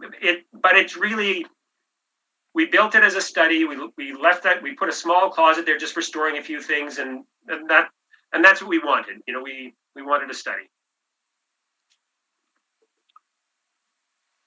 Okay, I guess I have no further questions then. Thanks. Thank you, Bill. Doug, any questions of the appellant? Yes, just one. What value would you put to your property right now? Well, I think, we thought the assessment was relatively reasonable as it had gone up. We were under the impression that this reflected what we had done. And, if the value had dropped down to the low 6s, which it almost certainly had, and now it was approaching 9, and much of the money that we put into was basically just building the structure, just putting it back together again without an addition or added square footage or anything like that. We thought this was reasonable. Whether we would get into the 9s if we tried to sell it, maybe, I don't know, but again, it's a small garage. You can squeeze 2 smaller vehicles into it. It's the concrete pad is new. But okay. And what was the cost of the renovations in total? So, I whoever called me, I said $700,000. I don't really know. Our budget was a little bit sub 400. So we thought that's lots, to gut this place and do what we needed to do. And we spent more, and it got a little depressing. We just wrote checks, and we were going down this road, and there was no turning back. You had to do what you had to do. So it could have been 700. That's probably a bit of an exaggeration, but it could have been. Essentially, I think what we did is we could have built a new house. We could have torn this down and dug a new hole for cheaper than what we ended up tearing it down for and rebuilding it. But we got something nice in the end. I'm not really complaining. I'm thankful. I'm thankful it's done. Okay, thank you very much. No further questions. Thank you. Thank you. Okay, Dr. Dirksen. So I'm looking at your pictures that you submitted. If you've got those handy. Yes. Okay, so that's the pre-renovation, I guess. Would that be yeah? good? So I just took, I didn't have a lot of pictures, but that's sort of like pre-renovation, Yeah, 1950s bungalow. yeah. I mean, it essentially looks the same now. Like we kept but it's now all nice, but we Okay. kept the 3 windows in the front, and then Yeah. Okay, so I'm looking at, let's see, third, fourth. The 5th picture with the basement tarped over. yes, So we're looking at the side of the attached garage, and I guess there's a room built on the back of the garage. Do I have that right? yeah, that's correct. So there's the garage, Okay, and then there's a small vestibule, and then there's the family room. So you're sort of looking at that part was standing. yeah, okay. So what essentially happened here was you ended up demolishing the house over the full basement and rebuilding a new house on top, up to modern standards. Is that right? That is mostly correct. We Yeah, left the windows in the family room and the sliding door, and we didn't reframe that. Like that's 2x4 framing, and the garage as well. But Yeah. the house, the rest of the house, that's correct. yeah, okay. So everything's rebuilt up to 20, let's call it 2017 building code with Yes. 2x6 construction. It is. Yeah, okay. So, all right. And then you corrected the problem in the garage floor, and you also redid the basement finish. Was that fair to say?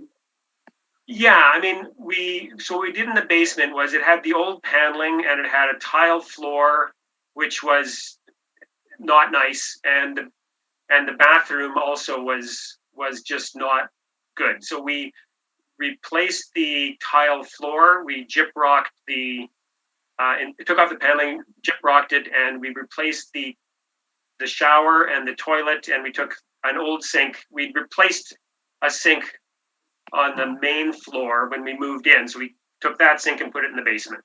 Okay. My next question is, this started out as a partial renovation, I guess. Did the contractor give you a contract price for demolishing it down to that original foundation and rebuilding it? No, No. So this happened, demolition, happened in a week.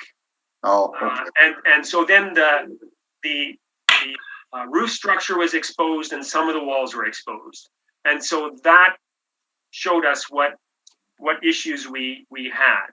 Okay. And there had been an engineer that had come in, and before we signed a contract to do the renovation, the engineer had come in and poked his head into the attic. That what the previous owner had done is there was initially like wood chip fill insulation, Sure. which wouldn't have been very good, and then they'd blown in a whole whack of blow-in insulation, fluffy, pillowy stuff, and we didn't have any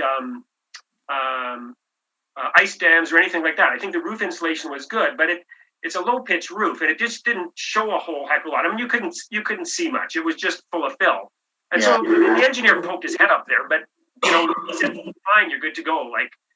But when you took down the ceiling and you saw the structure of it, then at that point, we had to make a decision. Do you try and cobble this all back together and sort of make it work, or do you take it down? So at that point, our budget was gone. Like it was, and we never really did have a budget after that. And there were more things that happened along the way, that just added cost.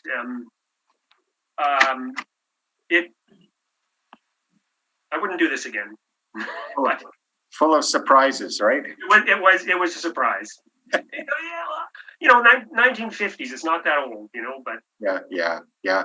So what was the original contract price for the renovations? it was 300. It was less than 400. Like 400 was kind of my cutoff, and I can't remember what it was 395. But he came in. Actually, it came in a little higher. And I said, no, we can't do it for that price. So we negotiated, and we cut something or other, and they adjusted the price. So it was just under 4. Okay. And then when you realized what was happening, what did he Did he give you a price for rebuilding it? No, we sort of said, okay, what's it going to cost to take this down now? You know, like, and so that was the cost of a demo company coming in, and you know, by then that was sort of beyond the scope of, and we're running into time problems too, because you know you're drifting towards fall, and you know getting something up and something closed.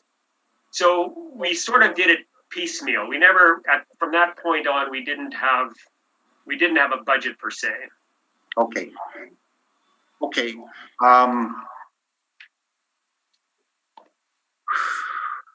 So my panel member asked you what you think the assessment should be, but I'm not sure. I might have missed. What number are you looking for?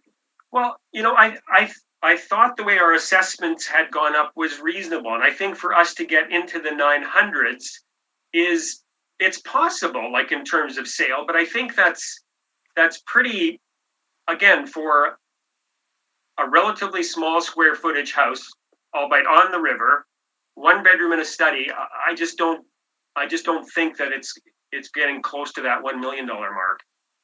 Okay, but are you looking at 901,000 or 999,000? I'm looking for a number here. You know, it's you know, I mean, if it's around 900, it's around 900. You know, I mean, it goes up a little bit. I mean, the housing prices, I think, are going up, so it's you know, around 900 is fine. That would be fine. Okay. And my last question is, have you ever had a market evaluation on it since you've done this renovation? No, we haven't. No. No, the intent is to retire and stay. Yeah. Just for an estimate of value, I'm wondering, I was just asking that, you know, from a professional in the area. But anyway, so you haven't done that. Okay. All right. All right. Mr. Nathan, any requirement for a summary? No, I don't think so. Okay. And Doctor, I think we've got a clear picture of what's happened here and what we've got to deal with in the way of current physical properties of the house. Anything else you'd like to add? I don't think so. Thank you very much for hearing me out. Okay, thank you for appearing, and you'll hear from us as soon as possible, okay? You betcha. Thank you. Thank you. And that concludes 724 South Drive. Okay, Bellin. I just had an email from you. Should we go on? Should we recess for a minute and discuss some things? Item 4 is in the meeting now. Okay, and anything updates on item number 5? Not yet. Oh, okay. Okay, so we will deal with, just bear with me here. So we're going to deal with,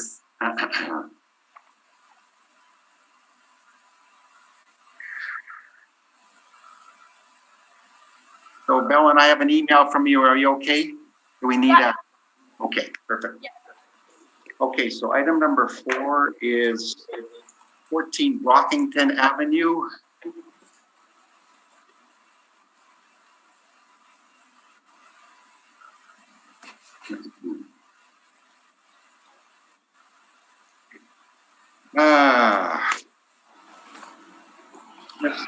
Miss Melvin, good morning. Good morning. Bellin, can you swear in the appellant, please? Yep. Madam Applicant, would you please state your full name? Lindsay Melvin. And you affirm the evidence you about to present is the truth, the whole truth, and nothing but the truth? I do. Thank you.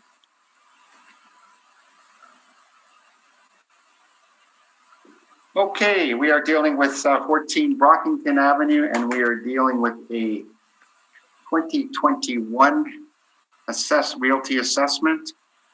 Mr. Assessor, when you're ready, please.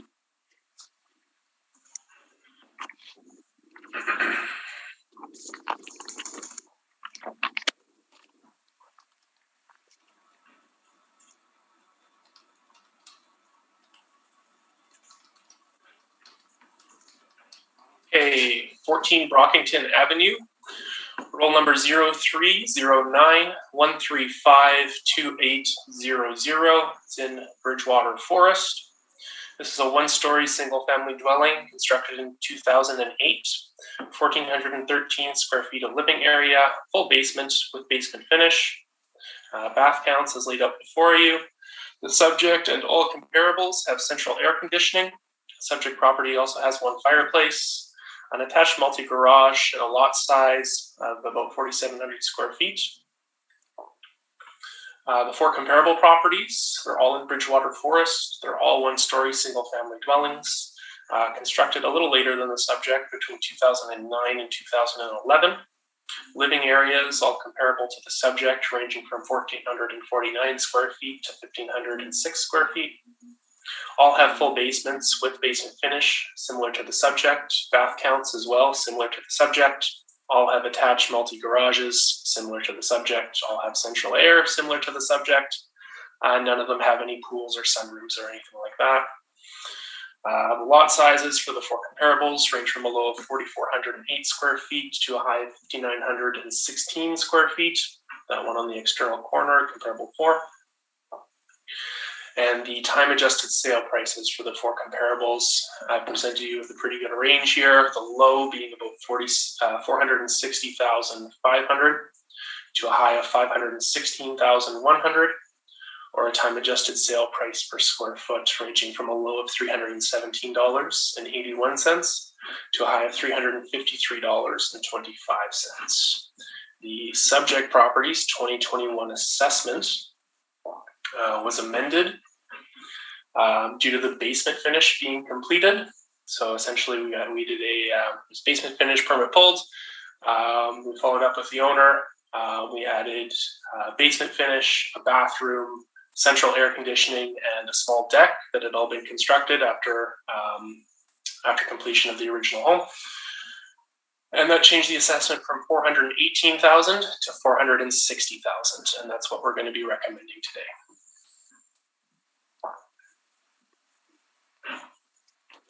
Okay. Thank you, Mr. Kupfer.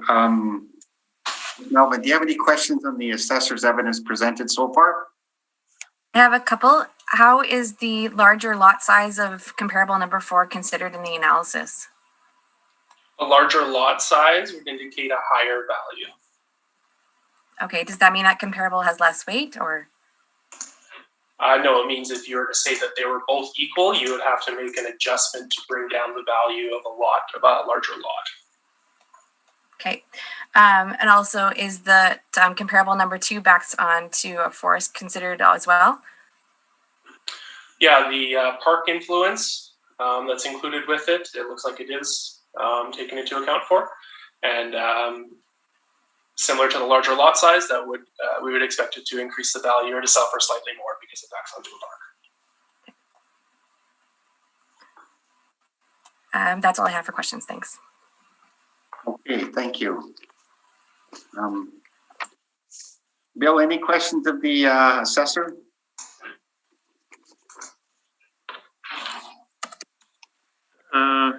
So can you repeat what was the items that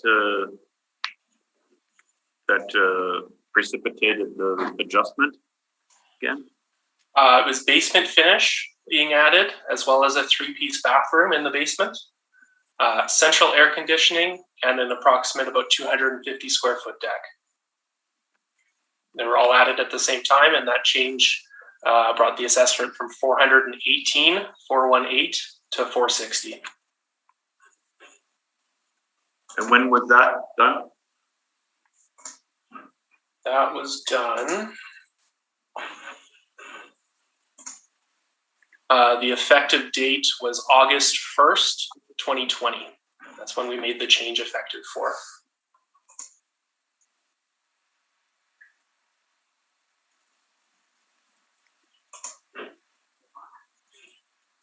Okay, so when it was assessed at 418,000, what time period was that based on, or what date was that based on? So that was based on the same reference date, the same April 1, 2018 reference date. but it was without the basement finish, without the extra bathroom, without the air conditioner, and without the deck. And how was it that you discovered those things were done? If I'm not mistaken here, a basement finish permit was pulled by the homeowner. So it looks like she did everything like she was supposed to. And then there was a phone call from a member of our staff to the homeowner where these attributes were verified. And that's when it would have all been added at the same time based on that phone conversation.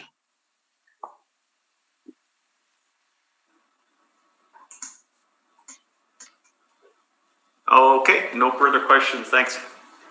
Thanks, Bill. Doug, any questions of the assessor?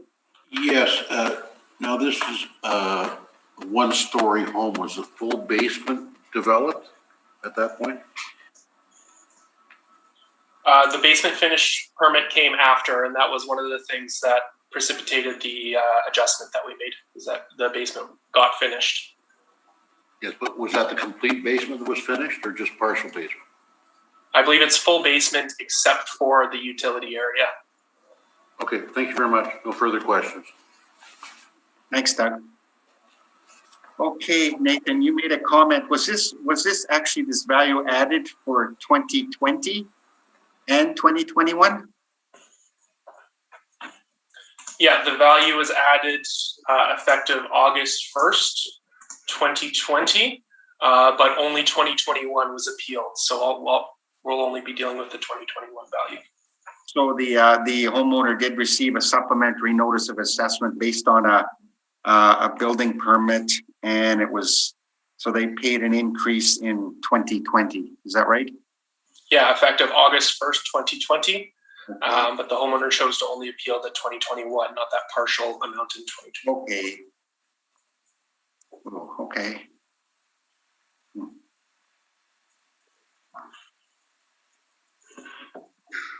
Yeah, that's good. I'll ask the homeowner the rest of my questions. Thank you very much. Okay, Ms. Melvin, if you bear with me 1 second, I'm going to find your presentation, okay? Okay.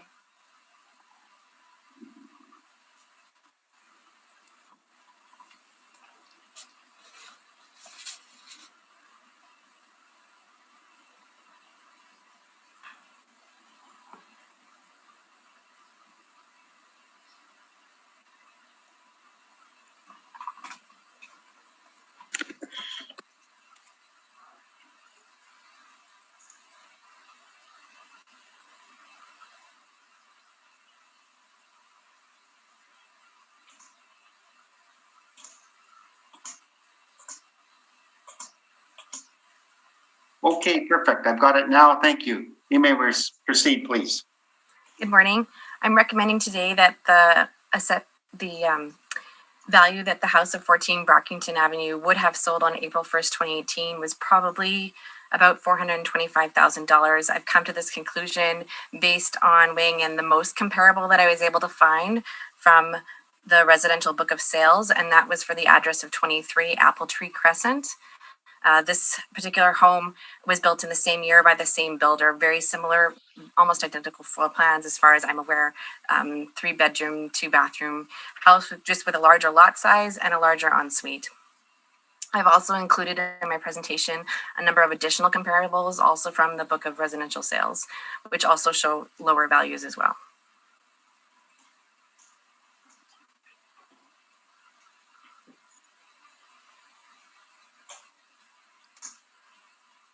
Okay, let's see. No, so are you referring to the table 2? Is that what we were looking at? Yes, that's what I'm referring Okay. to. I can speak to it if you'd like, but yeah, if you want to summarize a little bit, sure, please. Sure. I've chosen the additional homes for comparison based on the years. I was looking for this close to the year build, 2008, all 1-story homes, similar land, similar living area as well, attached garage, finished basement. So that's the attributes that I can find from the City of Winnipeg website. And so from there, I did do a cost comparison based on the time adjusted sale price, looking at per square foot, and I'm noticing a trend that most of them are lower than what 14 Brockington is. Okay.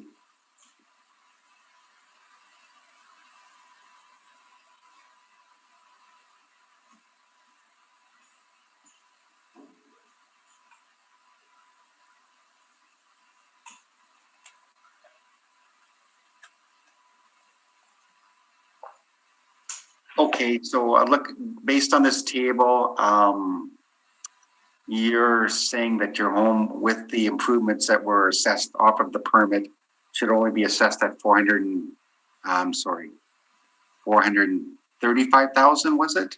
I'm recommending 425. I've given, in my comparison, I'm giving most weight to the address comparable at 23 Apple Tree Crescent due to the similar build and the very similar floor plan. So that's where I've given most of my weight, and that its sale time is exactly in the time reference that we're examining here. So, but given the larger lot size and the slightly larger square footage, that's how I've come up with the assessment below. And then from my perspective, the additional comparisons further support that. Okay. All right.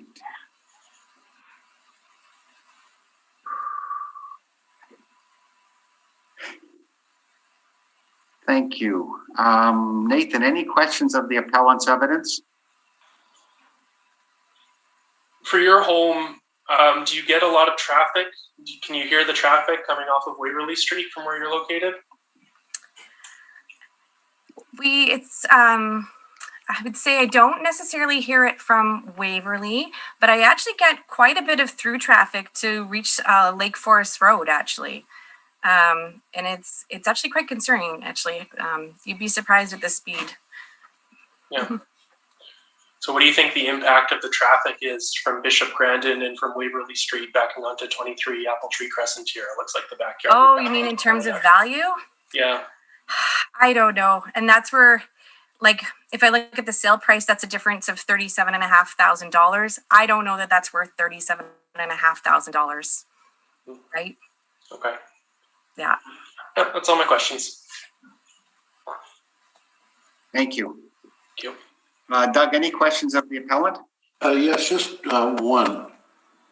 Out of all the comparables you're using, they've all got finished basements as well as decks, so they are a true comparable?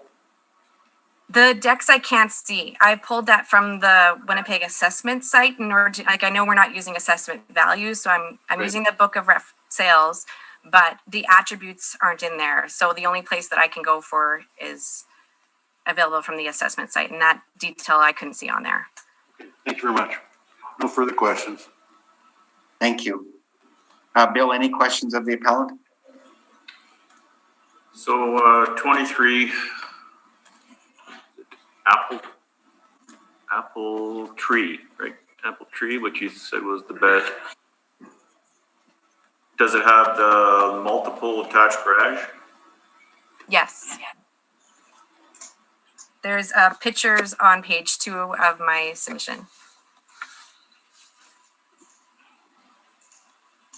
Oh, okay. Excuse me. Thanks for that, Kim. And yours is 14.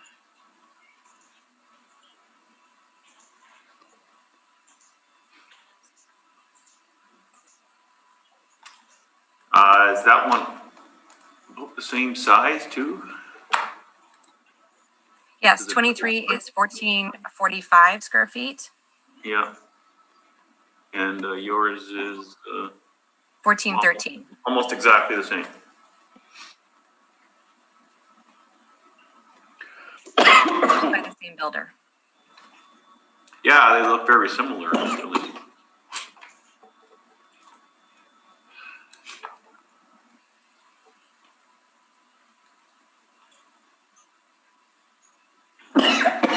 $435 was the time adjusted sale price for April 1st, 2018 on that one, 23 Apple Tree. Correct. Okay. 435,600. No further questions, thanks. Thank you, Bill. Okay, Ms. Melvin, I'm also looking at that map of 23 Apple Tree Crescent on page 3 of your presentation. So I'm just trying to, the back of that property, behind it, I guess we're on the southwest corner of Bishop Grandin at Waverly, is that right? And that's still vacant land there, I believe. There's some commercial development, like a landscaping or something on that corner, but it's still vacant land there, is that right? That's my understanding, yeah. Yeah, okay. Yeah, so there's a larger lot, but then they still have additional reserve before Waverly. Okay, so on the Or I don't know who owns it, if it's reserve land or what kind it is, but. on the east side of the subject, or pardon me, the comparison or the sale you're using, that's kind of a green space between Waverly and that bay or crescent, pardon me. Is that right? Yeah. Yeah, okay. Do you happen to know what the zoning is on that vacant land there? Is that for resident or heavy density residential? Would you know? I don't know. No, okay. Yeah. Okay. And so you took out a permit to install or add basement finish plus a washroom. Was that done by yourself or did a contractor do it? It's done by myself. Okay. And then at the time that the assessor did a phone call inspection, you revealed to them that you now had central air, I guess, and that you had a wood deck, right? Is that what happened? Yeah. Yeah, okay. Could I ask how much it cost you for that basement finish and the washroom? It's hard to tell because because I did all the work myself, I have no idea what that labor would be valued at. Yeah, but material wise. Oh, material wise, I would say more like 20,000? Yeah. Mm-hmm. Oh, okay. I mean, it really adds up. Yeah, but not the 40. And my right? Yeah. And it's also tough too because I don't know if it would, like, if your total value there would immediately translate into market value immediately either. Yeah, that's right. So perhaps not dollar for dollar in increase in market value for the construction cost. Now, the area in the basement, is it accurate to say that the only unfinished area now is the utility room? There's a utility room and also a storage room, a small one. Okay. So but everything else is finished. Okay, yeah, we've got a 1,400 square foot approximately floor plan measured on the outside. So would you estimate in the basement that it's about maybe 1,000 square feet finished now, including that washroom? Yeah. Would that be accurate? Okay. That's fairly accurate. Yeah, okay. And the central air and the deck are already in place. And they just weren't assessed for. Yeah. Correct. Yeah. All right.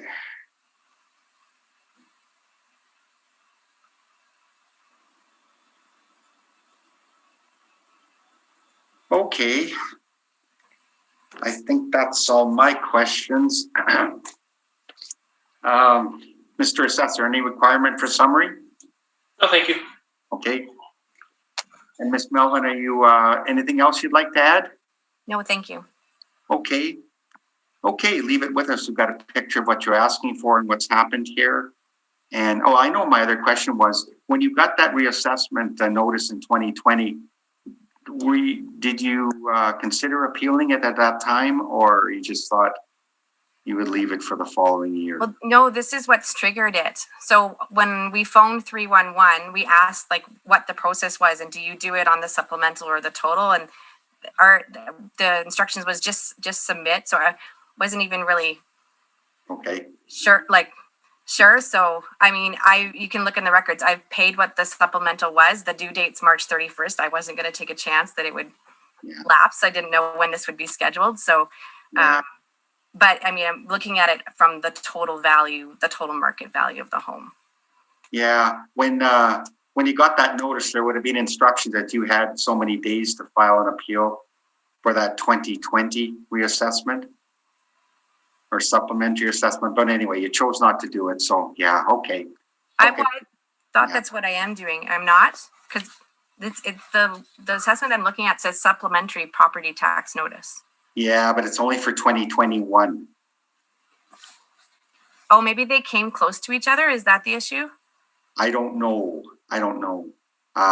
Normally when a notice of assessment comes out, Mr. Assessor, correct me if I'm wrong, but they are given from the effective date, they're given, let's say, 21 days to file an appeal for 2020. Is that right? Yeah, that's correct. But when you go to file the appeal, you choose which roll year you are filing the appeal for. So I believe the homeowner, when she filed their application, would have just done it for 2021. I'm not sure if it was intentional or not to omit that partial portion in 2020. So she left off the 2020 portion of it. Is that right? The August, September, October, November, December would have also been adjusted for 2020, but is not changeable at this point because it wasn't. No. Okay. Yeah, that's the situation we've got here, Miss Melvin. Yeah. Okay. Okay, so I just followed the advice of 311 when I Yeah. called. Yeah. Okay. So this isn't going to affect your 2020 assessment. That's going to stay frozen. That window closed on you for that partial year. But so we're just dealing with 2021. If the board, in its wisdom, decides to change the assessment, then it would only be effective January 1st, 2021. Okay. All right. Leave it with us, and you'll hear from us as soon as possible. Thank you for appearing. Thank you. Okay, thank you. I know. So that concludes 14 Brockington Avenue.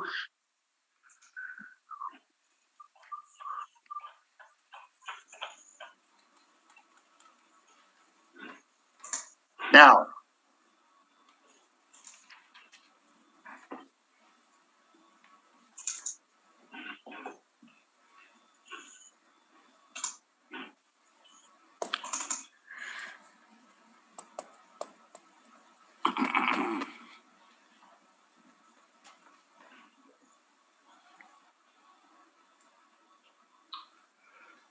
so Belen, any word on item number 5? No update on that one.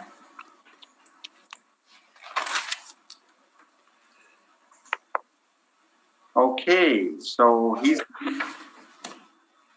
my understanding is he's requesting an adjournment. Yeah. Okay. Well, I guess we should go in camera and discuss that situation. Is that right? Is that correct? Yeah, so we will go into recess. Yes, please. Okay.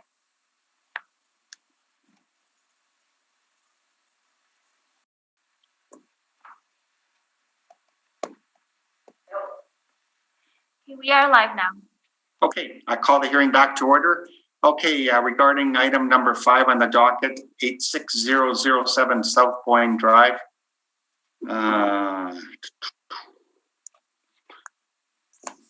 Let's see. The owner has requested that the property be rescheduled, so we're going to have the secretary reschedule 6007 South Point Drive to a future date. So that concludes that one, 6007 South Point Drive. And I believe that's everything in the docket, Mr. Assessor. So we'll call the hearing to an order to go in camera. Make our decisions. Thank you, Mr. Assessor. Thank you. Have a good day. You too. Thanks. Bye now.